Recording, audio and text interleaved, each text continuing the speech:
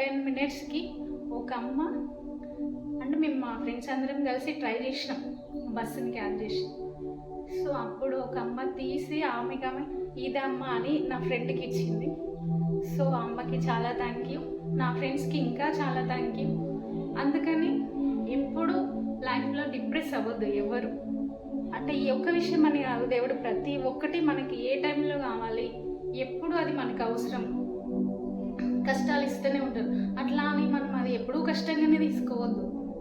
అట్లా అని హ్యాపీ విషయం హ్యాపీగా ఇవ్వడం అనేది ఆయన వీళ్ళకి ఇది ఇవ్వాలి, ఈ టైంలో ఇది అవసరం అని ఆయనకు తెలుస్తూనే ఉంటుంది.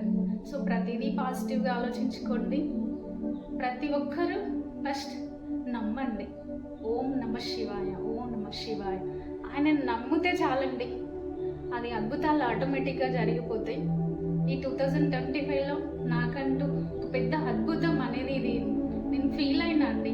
ఆ టైంలో నాకు ఎట్లుందో ఇంకా మీరు ఆలోచించండి. సో అందరూ హ్యాపీగా ఉండండి. 25లో జరిగిన విషయాలు మనకు తెలుస్తాయి, కానీ 26లో ఏం జరుగుతుందో ఎవరికి తెలియదు. సో ప్రతి ఒక్కరూ హ్యాపీగా ఉండి మంచిగా